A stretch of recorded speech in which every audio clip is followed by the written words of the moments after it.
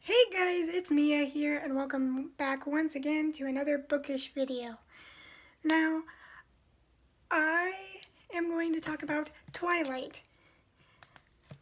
Now, if you remember, I said that for whatever reason, this book right here, Twilight, was calling my name. So, I decided to read the series and get it out of my head. And I honestly thought about making an entirely separate playlist for this because I was planning on reading the books and then watching the movies and doing that for the whole series. But I decided I'll just leave it in my movie review / book review playlist and do it that way. So we're going to talk about Twilight today. And ignore this spot. I shaved my unibrow and kind of cut myself on accident, so that's why that's there. It's driving me crazy, so. Anyway, so honestly, I was never really biased towards the books. I didn't even originally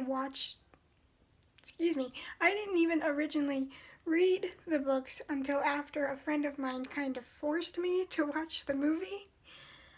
And because she was like, oh, you'll love it, and I was staying at her house, so I'm like, we might as well watch it. I've been hearing all these things about it. So I ended up reading the book after I watched the movie. But honestly, I think it has become popular to hate on this book just because how popular it was. And honestly, because the fan base of the books and the movie was a little bit toxic. Like, they were an army. And it's like, if you talk bad about Twilight, they're gonna come at you with pitchforks blazing. So I could understand why it became so popular to hate this series. Because the fact that the fan base turned as sharks in the water as it did. But honestly, I found myself smiling at this book more than I thought I was going to. I mean, the characters are much more fleshed out than they were in the movie. It is explained why they were turned into vampires. Even Alice, who was no way explained in any of the movies, at least that I remember. We got to know about her more, and her backstory is kind of tragic. She was put in an insane asylum for her visions because she was crazy and just seeing things. So, I honestly don't see why this book got so much hate. I mean, yeah, it would be a little better if Edward wasn't so stalkery, and if Bella didn't fall as hard for him as she did. Now, I understand exactly why Edward fell in love with Bella like he did. I mean, I don't seem to see anyone talk about this in any of the reviews I've heard of. No one brings this up. Everyone says, oh, Bella's so plain, why would Edward fall in love with her? But they fail to understand the fact that Bella's mind is the only one that he is not able to read.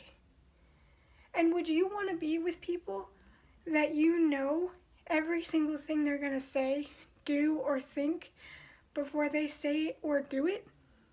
No, that would be boring as hell. There'd be no surprises. They want to get you something for your birthday, but you'd already know what it is. You'd have to play so fake around them because of your powers.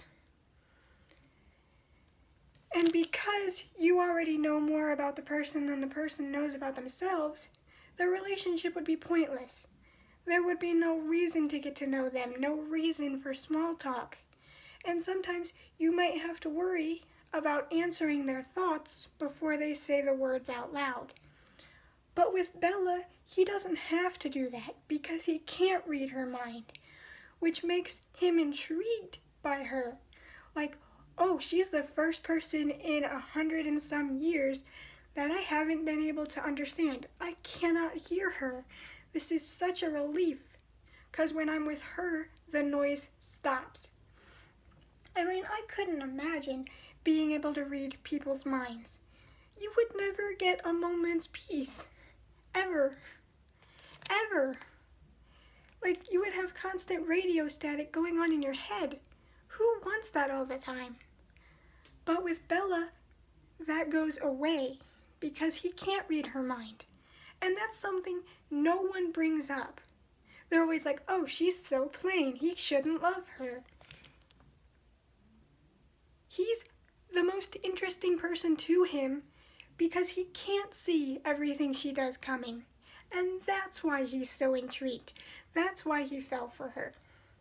But again, no one brings that point up. I think they're just jealous that they couldn't be with Edward. Like, no thanks. I don't want to be with a blood-sucking vampire whether he drinks bunnies or humans. I'm good. And that's not to say I'm on Jacob's side either, even though Taylor Lautner used to be a hunk. So, anyway. And that being, I also have more respect for Stephenie Meyer than I do for J.K. Rowling, because unlike her, when she was finished with this series, she was finito, done, except for the anniversary rewrite that they probably forced her to write. But she said when the series was over, it's done. It's told its story, I'm not coming back to it. Done. But J.K. Rowling seems to hang on to the fact that her world came to an end. And she is gripping on to Harry Potter so tightly that you're afraid she's going to fall off a cliff when she finally says, you know what, I can't do any more with this series. So I have respect for Stephenie Meyer just because she had the guts to say, it's time to let these characters go. They're Tory. Their story was told. That's respectable in her point. And then there's the whole prologue. This was one of the most gripping prologues I've read in a book. Let me just read it real quick, and it will be up on the screen so you can follow along. I'd never given much thought to how I would die, though I'd had reason enough in the last few months. But even if I had, I would not have imagined it like this. I stared without breathing across the long room into the dark eyes of the hunter. He looked pleasantly back at me. Surely it was a good way to die, in the place of someone else, someone I loved. Noble, even. That ought to count for something. I knew that if I'd never gone to Forks, I wouldn't be facing death now. But, terrified as I was, I couldn't bring myself to regret the decision. When life offers you a dream so far beyond any of your expectations, it is not reasonable to grieve when it comes to an end. The hunter smiled in a friendly way as he sauntered forward to kill me. Tell me that's not like, I want to read more. Like, who wouldn't read that and think, I don't want to read anymore? Okay, I'm putting this down because I have tiny hands and it's getting annoying to hold. You know what book I'm talking about, don't you? Anyway.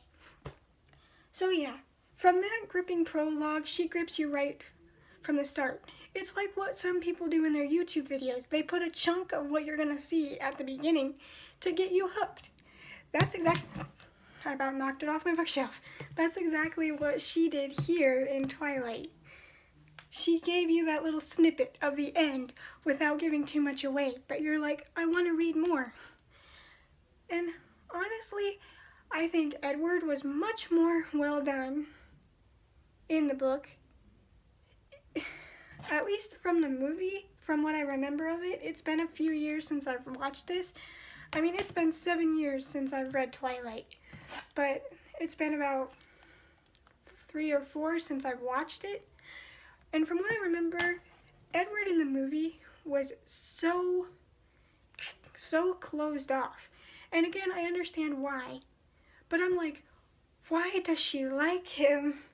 Why does she like him? He's a total jerk. But in the book, he is so much more charismatic and he's snarky and sarcastic. Yes, he has his moments of, stay away from me, I'm not good for you. But we get to see a lot more emotion and he gets to like be a character, not like a one-dimensional looking like someone farted in his face the whole time. And also, we get to see much more of the other characters' backstories, especially, like I said, Alice, who is one of my favorite characters through the series. We get to actually know how she was changed, and it is kind of tragic. I'm not going to reveal anything, although I'm sure by now most of you know what happened, but I already told you the reason why she couldn't remember being human in the first place, because she was so far drugged in an asylum for her visions because they were evil. But the reason why she was changed, it just made me go, wow, that was him? That was him. This is insane. And we're coming full circle. But yeah, I think once again that this book was so hated on just because of its fan base turning so toxic. Like, there were people that would go up in arms if you said one bad word about this series. If you didn't like the man they chose, holy crap, it was like a war. There were people meeting up having like Edward versus Jacob, and I get it, I understand. Oh, I forgot something. I was gonna wear something for this. I'll be right back. I actually got this. I'm not sure where I got it, but it's Twilight. And it says, "And so the lion fell in love with the lamb." And it's a bracelet. But that's what I'm saying. This fan base was so toxic, I don't blame people for ending up hating this book. A fan base really can damage the reputation of a game, a show, a movie, a book. Because no one wants to read the book if the fans are going to be so livid if people say one bad word about it.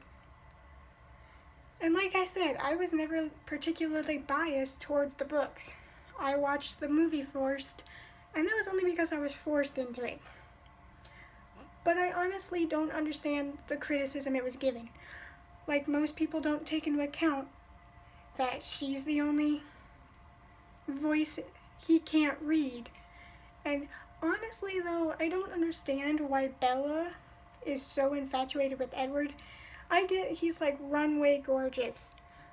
I know at first it started out as investigation.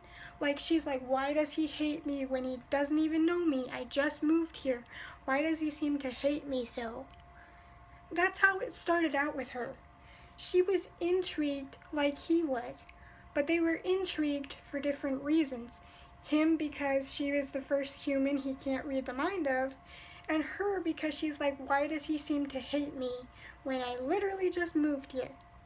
So it all started out as like this why game to them. They wanted to figure out why he hated her and why he couldn't read her mind. And from there, investigating those reasons is when they started to uncover each other and when they started falling for each other. It's not rushed, it's not forced, and it's actually really well handled.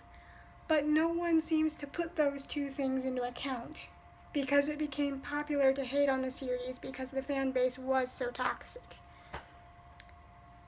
Like I said, my favorite character through the movies was Alice. And so far through the books, she is, even though she's not there very often, she is also one of my favorite characters in the books. And that's because she is so sisterly and wise and just, she's such a sweetheart, even being a vampire. And like I said, I'm not really on anybody's side when it comes to the whole, ooh, I'm Team Jacob, or ooh, I'm Team Edward. Don't want to be with a werewolf. Let's pretend Teen Wolf's not a thing, because I'd get with Scott in a heartbeat. He's my werewolf, let me tell you, that boy. Okay, off topic.